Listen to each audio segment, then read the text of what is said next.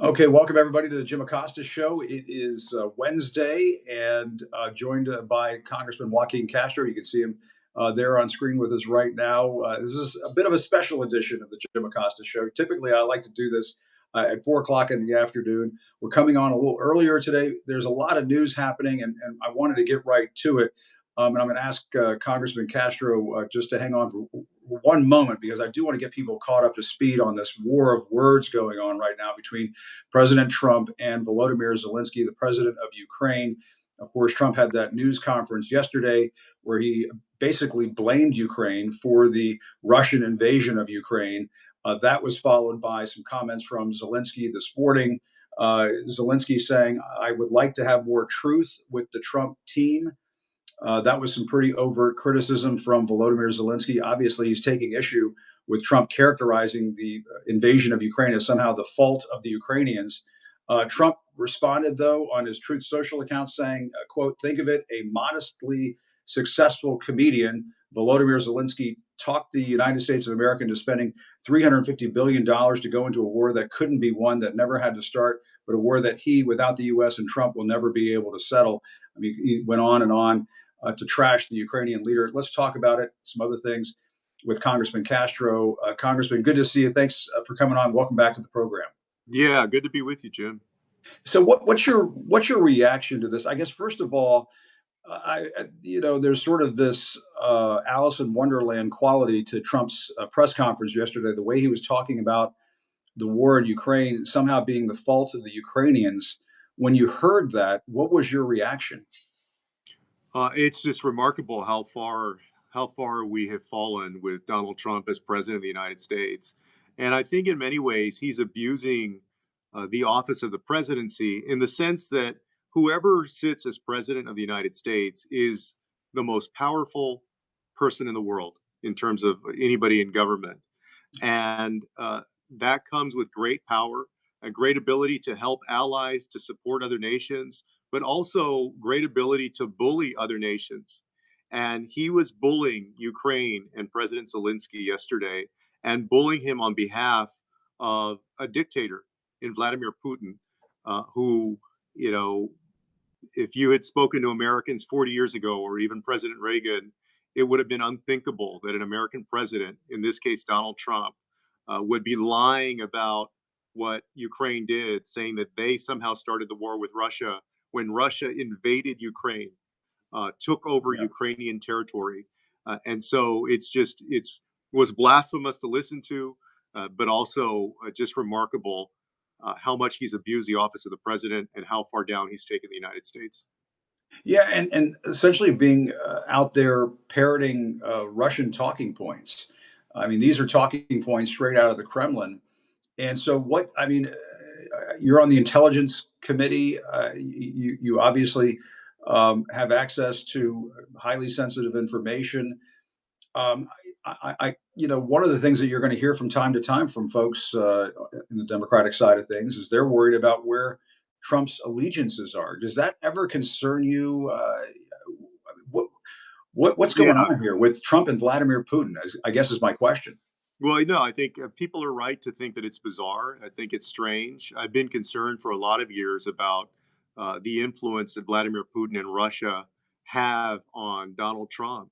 And really, if you look out throughout his history, his relationship with Russia, the Soviet Union, started in the 1980s. And over the years, it has evolved. But Vladimir Putin has an oversized influence on what Donald Trump says and what he does. And yesterday was a perfect example of that. And remember, just for context, Jim, Yeah. the after World War II, the world set up these bodies and these rules to make sure that things like invasions of other countries don't happen. That you don't have Russia go try to take another country's land.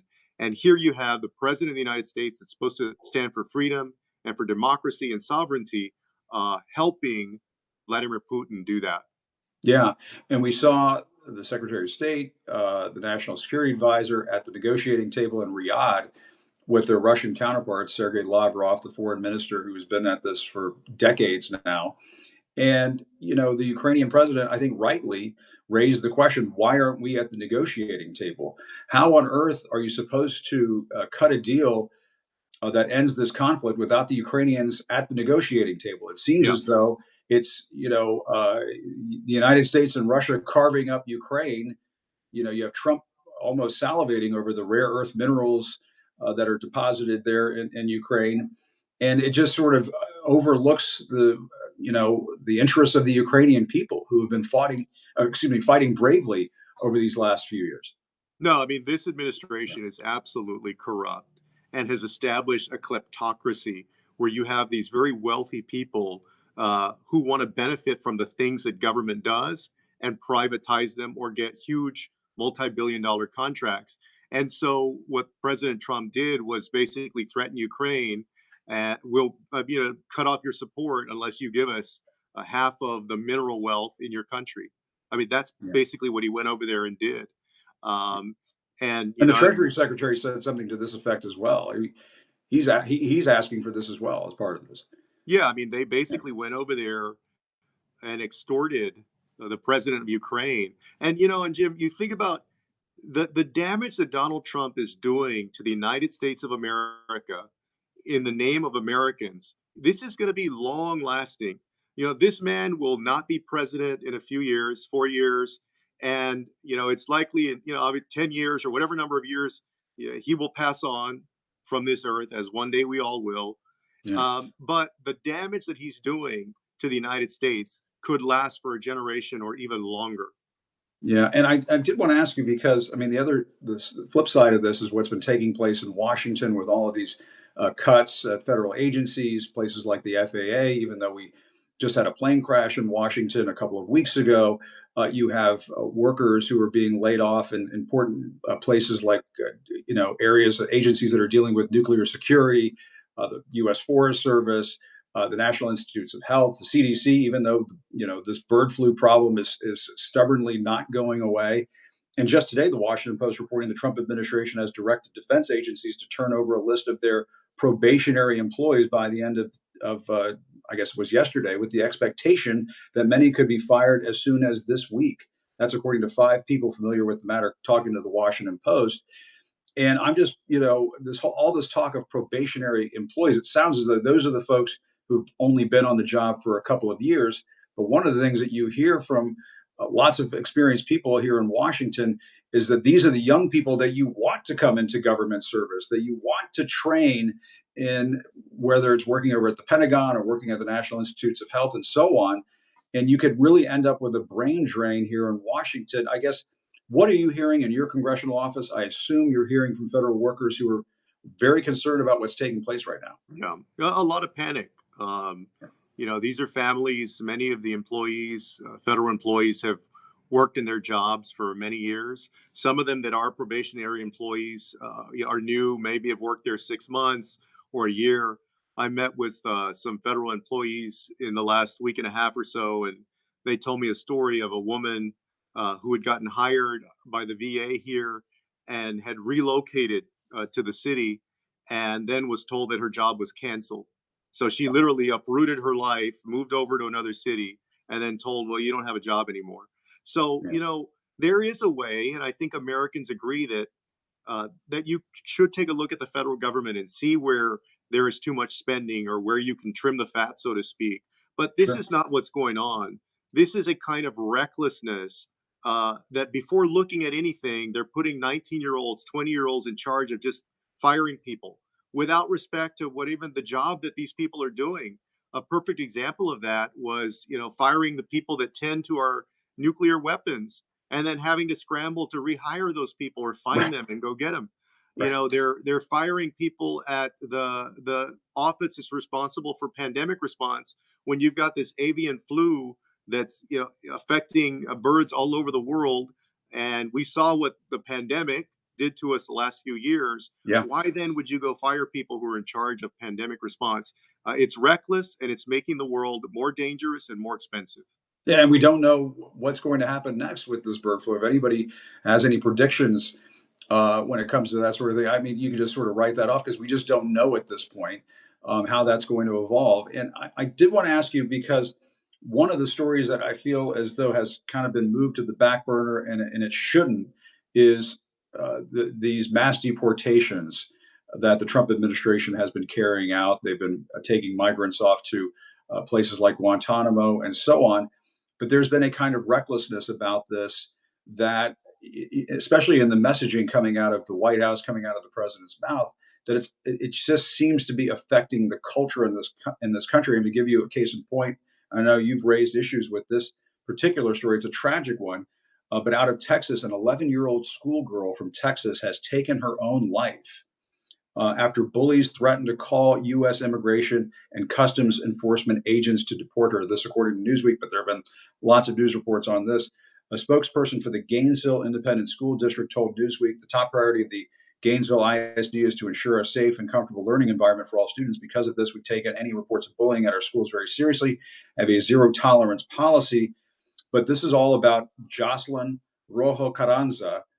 She ended her life apparently after enduring months of bullying from her sixth grade classmates who targeted her over her family's immigration status, with some even threatening to report them to ICE. And according to Newsweek, there's no suggestion that the Carranza family were living in the U.S. illegally. Congressman, what do you know about this? This is an awful, awful tragedy, but it speaks to what's happening to the culture of this country when you demonize immigrants time and again. I was so struck by that story. I have an 11-year-old daughter and two kids younger than that.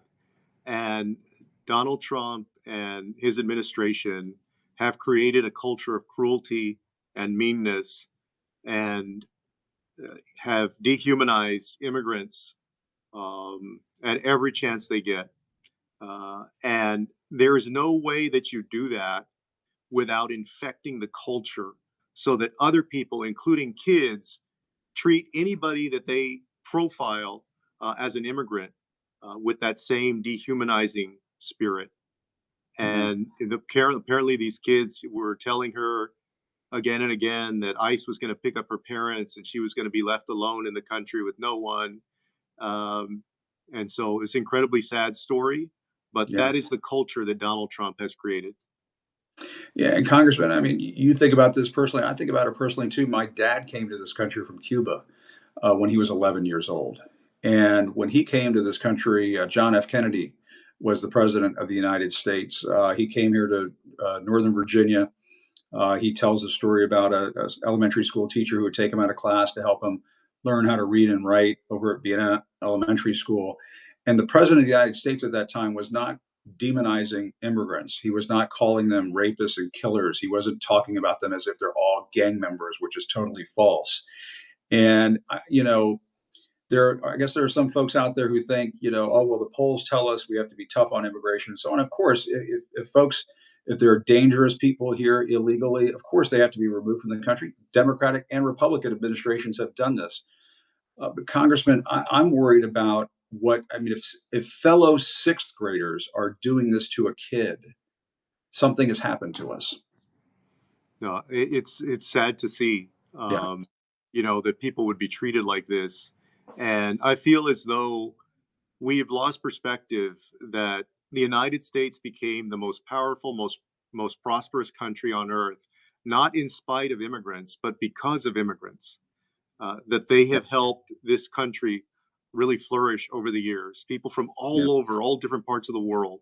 But Donald Trump has made his success in politics on the backs of immigrants and dehumanizing them and talking about them only in terms of threat and highlighting, uh, you know, the ones that do bad. And look, there's bad people from every group and every community, Yep. but they're not doing that because they're immigrants. There's bad people everywhere, but he has used that against all of the others. Those examples against all of the others to dehumanize them. And this is the kind of thing that you end up with when you do that. And I know I have to let you go. Please apologize to your staff for be holding you here longer, Congressman. But the situation with the migrants being transported to Guantanamo, there have been some reports that it's not 100% that it's just violent gang members and so on being taken there. Is that kind of a black hole of information? Do we know what's happening there? And I promise to let you go. No, we have no clear understanding about the full list of people that have been taken to Guantanamo. which is a place that the United States has held terrorists. They're taking these migrants who came for a better life, who they cannot demonstrate had any kind of criminal record or even dangerous people, and putting them next to terrorists. And then I don't know if you saw, Jim, I think it was yesterday, on the official White House, looked like Twitter page or account, they put up something that said ASMR, which is, basically auto sensory sounds that people will listen to relax or go to sleep. Yeah. Something like ASMR illegal deportation. Really, Mm. they're putting out there the idea that people would get joy from listening to these people. They Mm. have these images of people shackled in chains and being led onto the airplanes. Let me tell you, whoever is running that account and whoever approved that account, they're sick, sick people who are doing that. To Yeah. think that this is all just a big joke and it's a gleeful thing that you would listen to it to go to sleep. Those people, Yeah. they need mental help at the White House. You need to go get some mental health help because it is sick, demented stuff. Yeah. And when you normalize the dehumanization of other human beings, bad things happen. It just happens. We saw this with the family separation policy during the first Trump administration. When you see other human beings as being less than human than you are, bad things happen. Congressman Joaquin Castro, it's good to talk to you. Thank you so much for your time. Please extend my apologies to your staff. I know I held you Oh, way no too worries. long, but good to talk to you as always, Congressman Castro. Take care. Thank you very much. We appreciate it.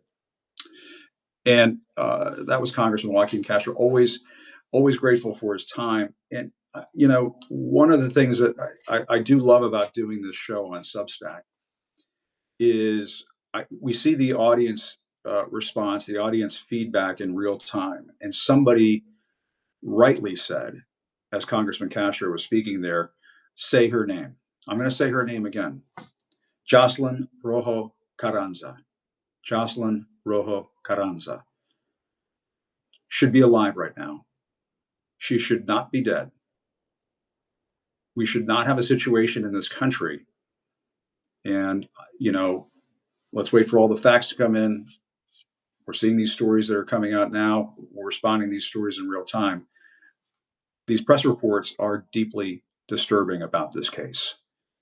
And I hope my friends in the national press pay attention to this. And I know many of them will. They do a great job, but folks need to pay attention to this story. We cannot have a situation in this country where, because people are so immersed in some of the hateful rhetoric aimed at immigrants in this country that just comes out of conservative media like a busted fire hydrant. We cannot be so immersed in this country in that kind of bile, in that kind of hate-filled garbage, that we're starting to lose a sense of who we are as Americans. We are Americans. This is not us. This is not who we are. We don't we don't live in a society. We should not live in a society where our kids are bullying other kids because of what color they are, what their last name is, what language their parents may speak. They should We should not have kids bullying other kids to the point where they take their own lives. We've had immigration issues in this country. There's no question about it. We've had problems at the border. There's no question about it. You've seen Republican and Democratic administrations in the past enforce the border. Uh, President George W. Bush, people don't remember this, built a sizable portion of the walling that exists along the U.S. Mexico border. He was somebody who believed in enforcing the immigration laws of this country, but he was also somebody who spoke compassionately. And I know some folks out there might have a problem with George W. Bush. I get that. He spoke compassionately about the migrant experience in this country. Ronald Reagan spoke compassionately about what this country was all about in terms of attracting immigrants to this country. That was why Ronald Reagan talked about America as being the shining city on the hill. When you see the Statue of Liberty over my shoulder right there, um, when Ronald Reagan was president, they refurbished. Go give this a Google. They refurbished the Statue of Liberty.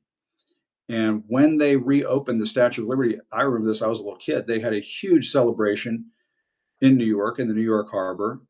And Reagan gave a pretty stirring speech about what the Statue of Liberty means. And he made a point of emphasizing that the Statue of Liberty is of foreign birth because it came from France, our friends in France.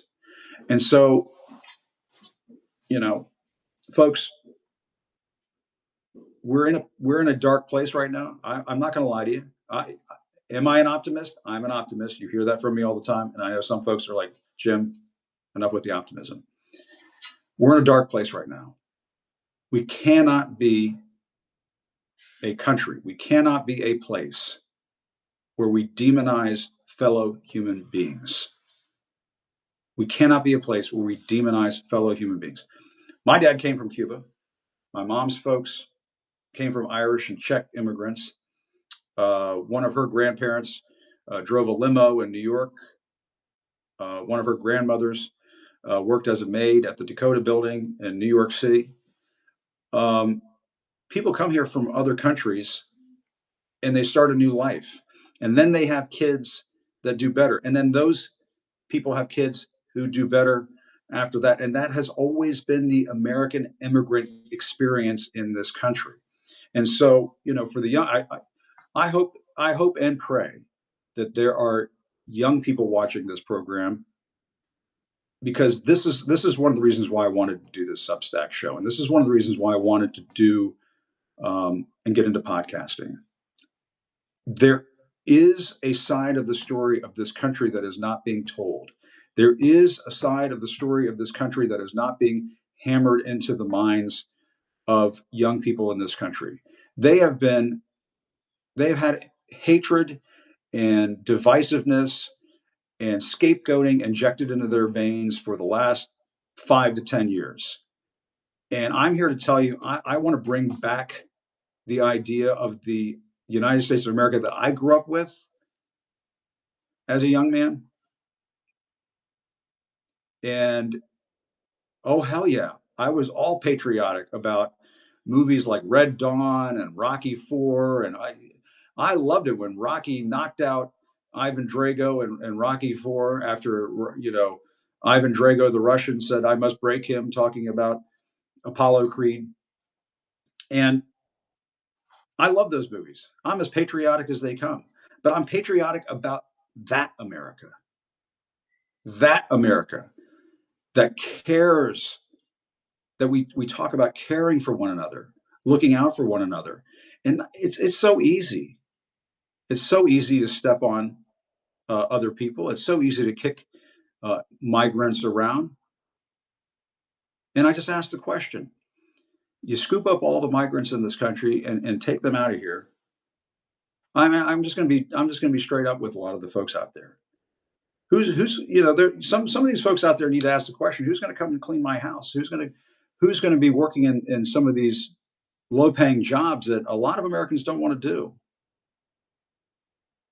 It's a good question. I mean, I'm just saying, are there folks who shouldn't be here? Oh, hell no. Of course, they shouldn't be here.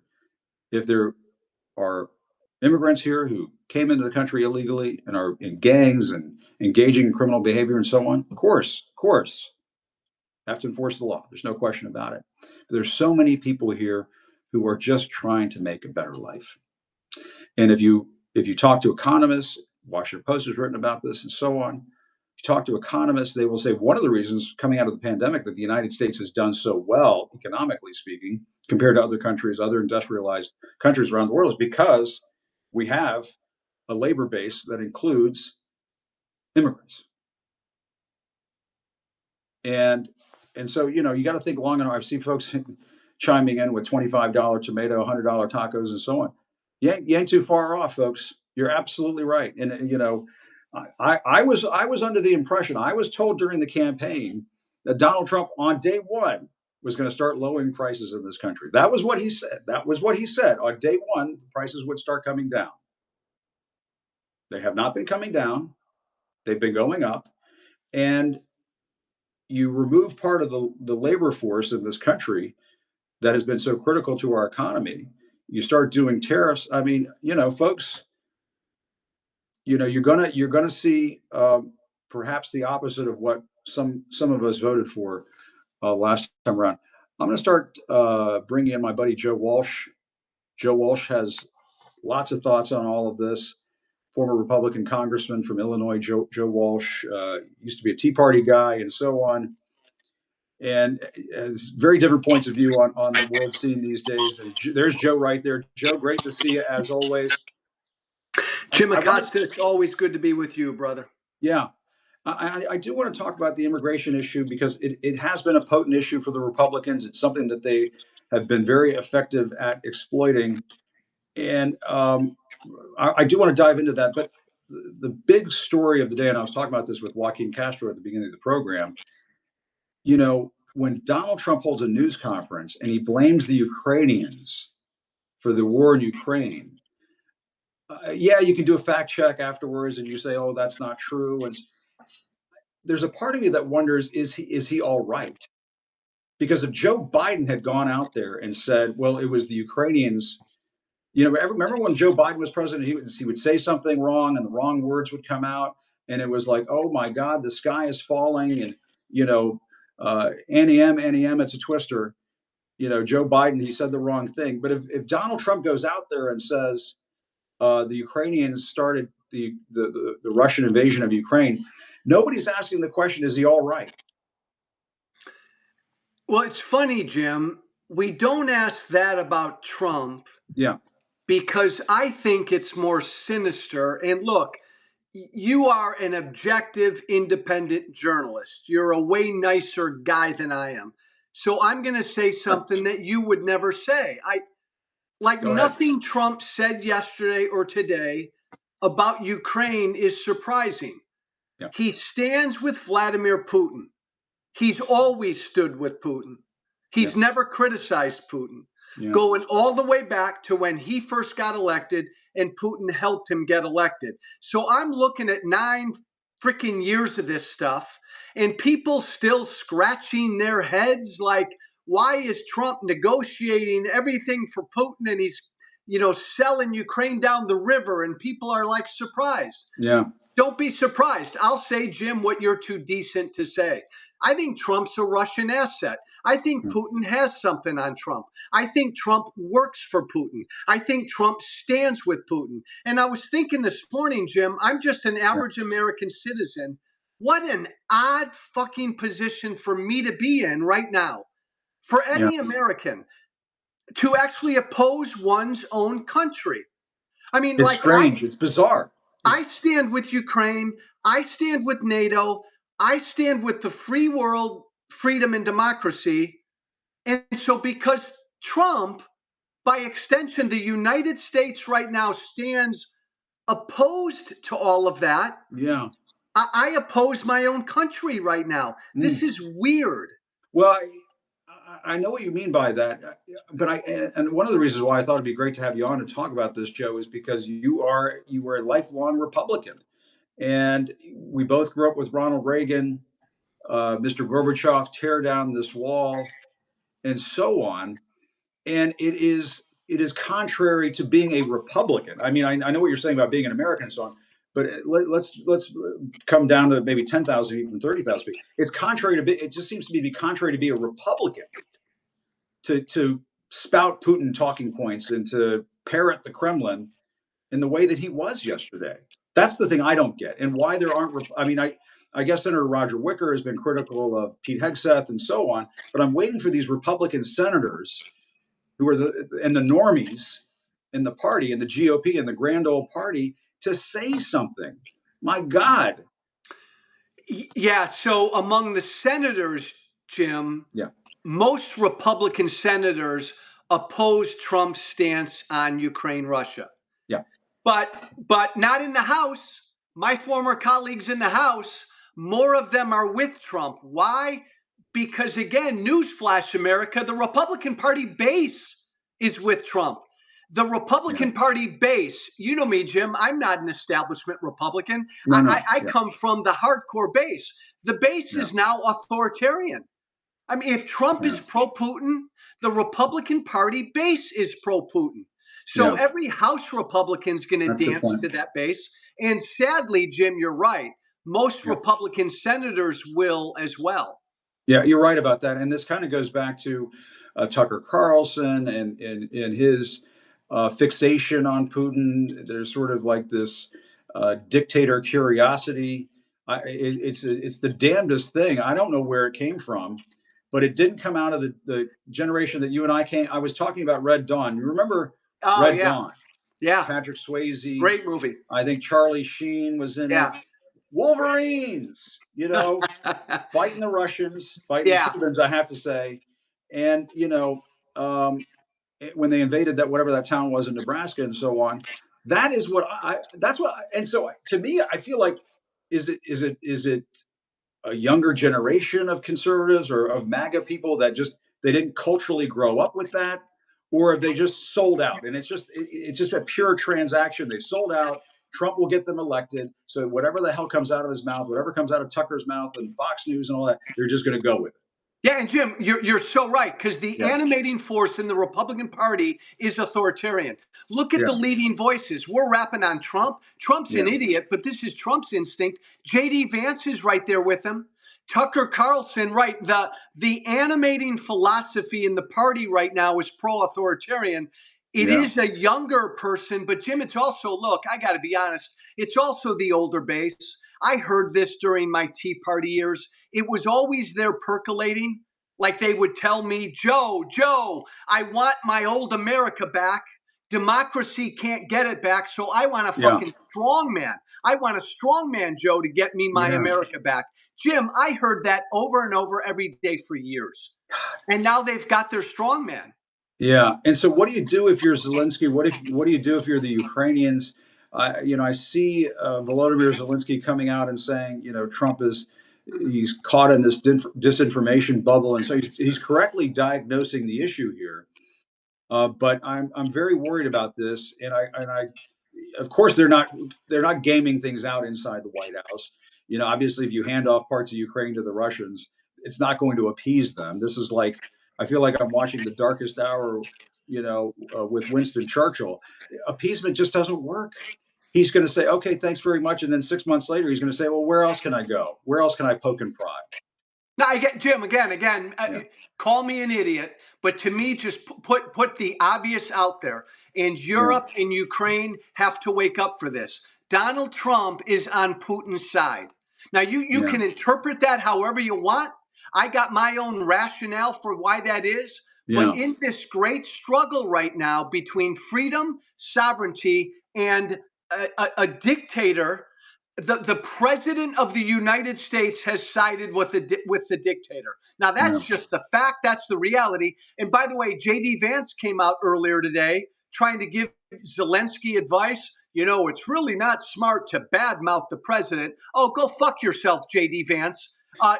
Donald Trump accused Zelensky of starting the damn war. I think if I'm Zelensky in Europe and the free world, you don't coddle Trump anymore. The reality is what it is. You all got to stand strong together and defend freedom and NATO.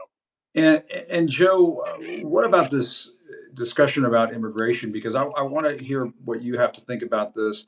Obviously, people have strongly held views when it comes to immigration. And, there's got to be a solution here. There's got to be a bipartisan solution here. At some point, we're going to get there. Obviously, it's probably not going to happen under this administration. And remember, when President Biden was in the White House, he had a bipartisan bill. Part of it was written by Senator Langford of Oklahoma, one of the most conservative Republicans out there.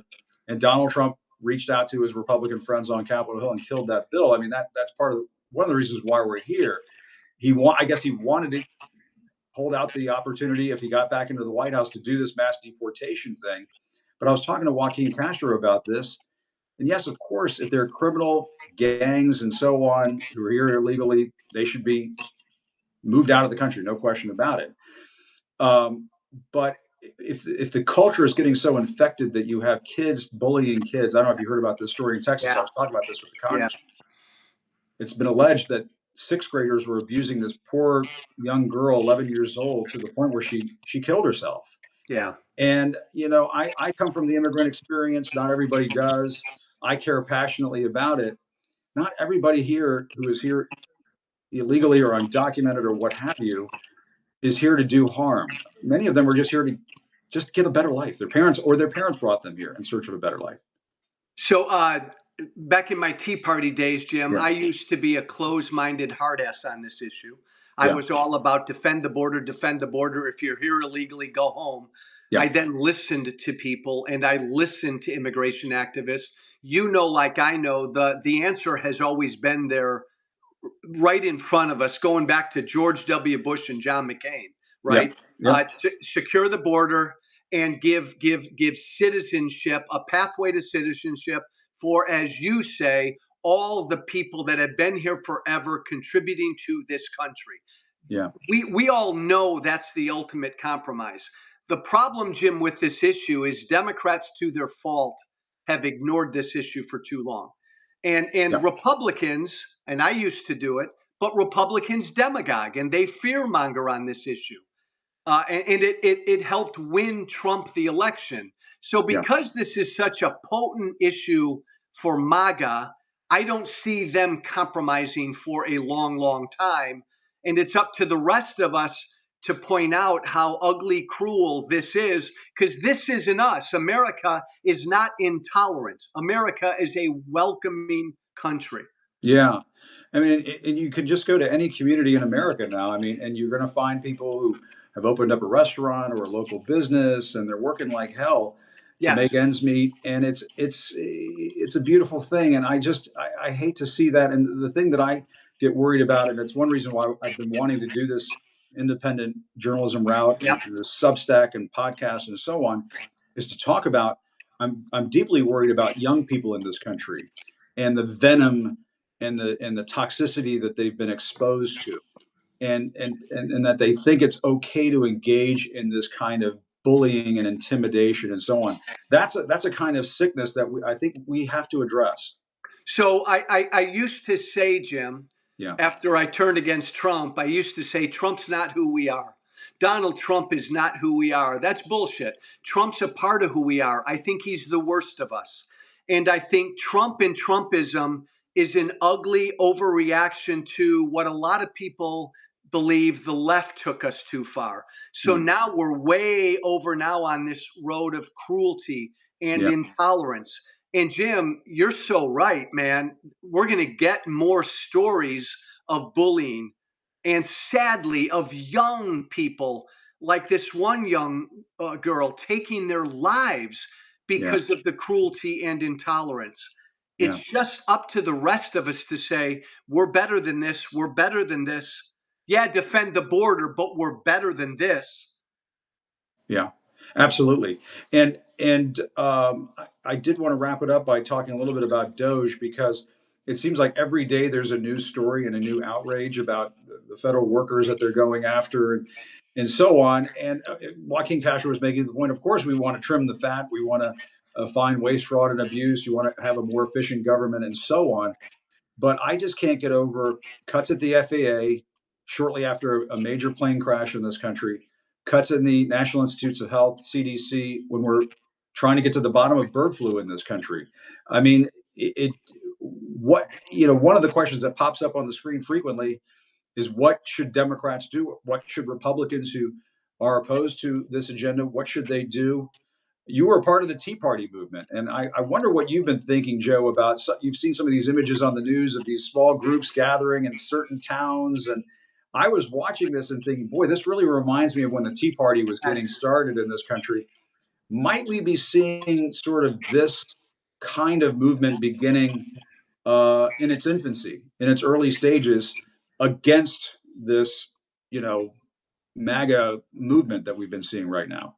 Oh, I think that's a great point, Jim. And at a Yeah. lot of those protests around the country, there were signs that said "No kings, no kings, no kings, Yeah. not here." Bingo. Jim, that's a great point. Look, what should Democrats be doing? They should be the hell out of Washington D.C. and they should be in their districts talking about real people impacted buy what Trump and Musk are doing. Forget about my former Republicans and colleague Jim. They're not going to do anything here.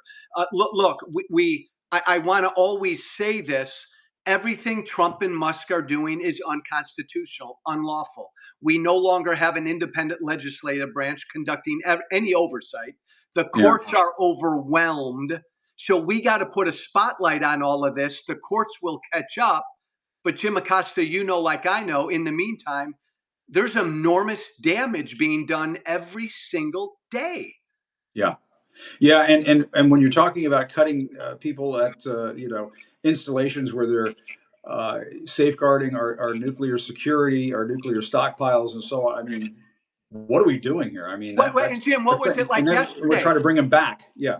Yesterday, USDA, they cut people who were overseeing the bird flu, and now they're trying to find these people to rehire them. Yeah. Come on. This is happening every day. It's wrong. Democrats highlight this shit, and then boom, take them to court. This is unconstitutional. Yeah. There's a Keystone Cops quality to all this, and it certainly ain't Red Dawn. Ain't the Wolverines, in charge right now. But Joe Walsh, always great to talk to you. Thanks so much. I grabbed you last Jim second Acosta. there. You're the best, man. Love you, Jim Acosta. Thanks. I appreciate it. Thanks a lot. I wanted to get Joe on all this because I do think, and as this podcast, this show has been dubbed "No Frills" by my friends at media, and I don't mind that. I actually embrace that because I kind of like the no frills aspect to it. It feels very guerrilla style, and that's a little bit of the energy that we're going with, a little bit of the Wolverines energy that we're trying to bring to all this. But in time, I'm hopeful that I can start to toss the video and show you some of the things that are happening right now. And one of the things I thought was interesting about talking to Joe, and one of the reasons why I wanted to bring him on, is because you are starting to see these gatherings pop up in state capitals and these places outside of Washington, D.C. And, people are under the impression, and I heard this last night when Hannity was talking to Musk and Donald Trump, and Elon Musk was making it sound like all federal workers are in Washington, D.C. Again, it sounds like amateur hour. It sounds Bush League. He doesn't know what he's talking about. There are federal workers all over this country in all 50 states. Hello, what are you talking about, Elon Musk? You don't know what you are talking about. And of course, you're going to have problems at a variety of very important federal offices, installations, agencies, and so on. They're in different parts of the country. That's why you have Senator Katie Britt of Alabama. She's starting to read that story in the Washington Post about Republicans who are starting to worry about some of these cuts, these funding cuts and grant freezes and so on that are affecting agencies that are in some of these Republican states and some of these red states and red districts. All of a sudden, you're hearing from Republican lawmakers. Maybe they're speaking quietly. Maybe they're quietly calling Susie Wiles over at the White House and say, please don't take this away. I need this for my district. I need this for my state. But it just goes to show you, if you just go in there with a flamethrower, everybody gets torched. And, I just wonder at some point when they pull back, obviously that's not happening right now. I hope everybody understands. I had to do this earlier today. Typically, I like to do it at 4:00. I might toy with the idea of moving it to a different time. I haven't fully thought that through. This is an organic process, and I'm bringing you into that process. But doing it today because I have some other business to attend to later on this afternoon. But really appreciate you joining me today, and always enjoy our time together. And again, the folks who are chatting and leaving those thoughts and so on, just really, really appreciate the comments. Really, really appreciate what everybody is saying out there. Keep it coming. No question about it. And somebody just said, be careful in the snow. Absolutely. I'll be careful about that. Everybody be careful out there on the roads because it is starting to come down. I do want to end the show by saying her name one more time, Jocelyn Rojo Carranza. Jocelyn Rojo Carranza. She was just 11 years old, folks, 11 years old. It's an important reminder. And to me as well, as best as you can, and I know it's a tough time, it's a troubling time, it's a dark time. Be kind as best as you can to one another. And I'll see you next time. Still reporting from Washington, I'm Jim Acosta. Have a great day, everybody.